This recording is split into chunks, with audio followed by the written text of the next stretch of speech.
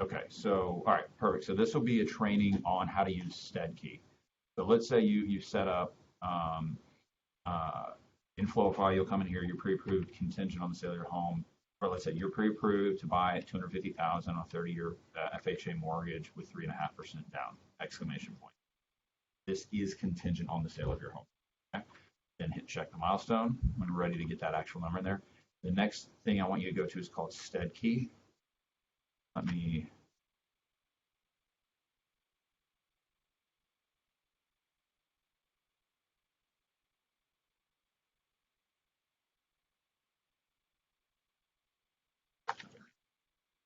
Steadkey. So we got the website, the credentials,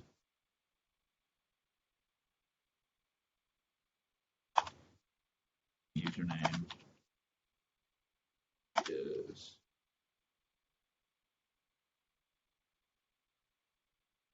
one. All right, I bet that's what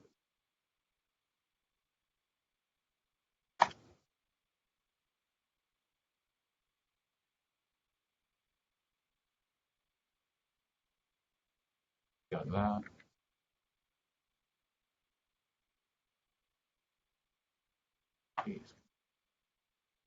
While we're waiting for that to come up, here is a quick little video I recorded on Steadkey for my realtors. So, but it'll at least help you understand why we use it and give you a little bit of an overview.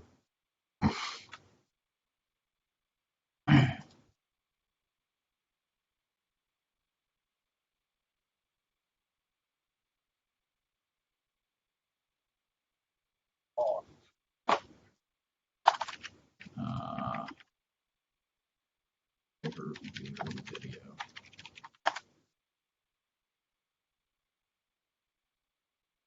Come on. Okay. There we go. All right. So now that we're in, okay. So what I like about this is once you set the person up, you can generate pre-approvals super quick. Like so on Sam Antar, I already set him up because I was a pre-qual. Normally don't do that, but you weren't here yet and I was in a pinch and I had to get the thing going. But I hit my type in my pre-approval parameters and I basically type in everything. So like here, it's like the max monthly payment, like he can't go above that. He can't go above this. That's the most amount of money he has. I kind of type in all these parameters. So then what happens is the realtor or me at any time can come in here and just generate a letter and go 75. It's going to default to what the minimum down payment option I have. It'll enter it in it tells me what to fit the taxes, generate letter, boom, and then it sends it out to the realtor and the borrower.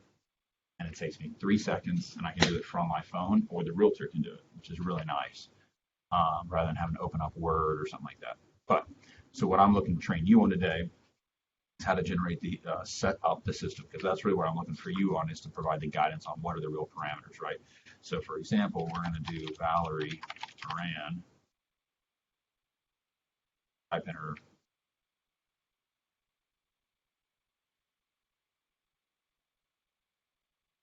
type in her email, and you're going to enter in the realtor's name. So this is going to be Laura Nelson, Laura Holmes. I guess I'll go ahead and just set her up, have you enter in the parameters.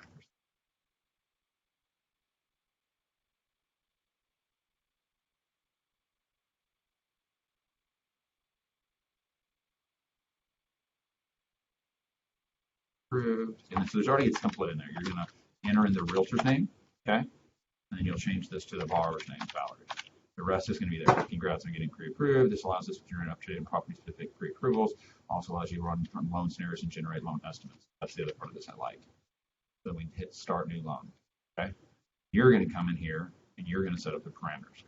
So once we're ready to allow them to automate the pre-approval, then we'll hit yes. If we're just like in this case, we're not ready, you haven't done it yet, so I'm going to hit no. Home sale contingency, yes, right? Then discount point, so whatever we end up quoting her, let's put 1 for now. Closing costs, I always put 2,800. That's like title fees, appraisal fees, recording, like anything outside of, and lender fees outside of prepaids or anything like that. Prepaids is calculated separately. So on this one, you type in what type of loan. So in this case, we'll do FHA. Max loan amount for FHA is $395,600. Loan term here, the 720 credit score, probably get a 3.375 rate is my guess. Escrow account, we hit yes, always leave these threes. We typically quote with discount rather than lender credits, so I'll set that up. But if for whatever reason we talk to the borrower and they're like, no, I'd rather go down payment assistant, or I'd rather actually get some lender credits, then we'll go that route. Max sales price, like you said, we're probably around 250. I'll let you fill this in. You know, I'm not sure what the max monthly payment is, but you'll look at that in the way. This is probably the most important one right here, because that drives DTI. So what you'll do is you'll play with the system with the max monthly payment to keep the DTI at an approval level. So I plugged that one in because I can even be a little more liberal on max sales price. Like we could put maybe 300,000 here because who knows, maybe the taxes are a little bit lower, maybe they're willing to put a little more money down. But we know without a shadow of a doubt, no matter what happens, 2,500 puts us at a 54 DTI, which is going to throw us into major problem on an FHA loan, or 49 on a conventional loan. So then minimum down payment, we'll put 3.5, max down payment. We've really got, I tend to go a little bit lower than what they have. Because you got to account for closing costs. So as a general rule, let's do, she has 16 grand available. Minus closing cost, I'd say, because I mean, they can get some seller credits. They could negotiate that. I would always just take their max amount and then minus 5,000. That's what I'm going to do, because that way it accounts for some closing costs. If they want to come back and say the realtor's going to negotiate that, then we'll do it. Recommended tax rate, I always put 2.25. Credit score 620. Hazard insurance will follow the same rules we did before, which on a 250 purchase price, that's $125 a month. That's $1,500. Concessions, occupancy type is mine. We're going to put 120 days in the credit report.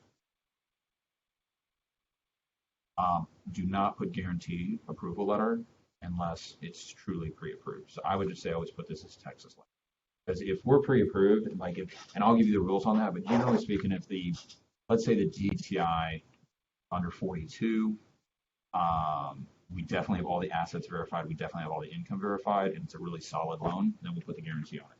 If it's an iffy loan, like where DTI is going to be tight or assets are tight, then I don't do it. Also, you can check these boxes. So right now, get income reviewed. Assets reviewed, we do because it's conditionally approved on contingent on the sale. So we know she owns it. We know probably 16,000, a very conservative guess. I'll leave that as a yes. Tax returns reviewed. There we go. So now it's set up. So Laura gets a notification, and Laura is one of my better realtors. So she doesn't even bother me. She'll just call me and say, boom, or she'll just go in the system and generate the letter when she's ready. So now that's kind of how it works. So when you're pre-approving somebody, what you'll do is, probably I may even train you to a point where you can do this on pre-quals, but generally I don't ever generate pre-qual letters. I tell them they're pre-qual verbally, but I won't generate a letter.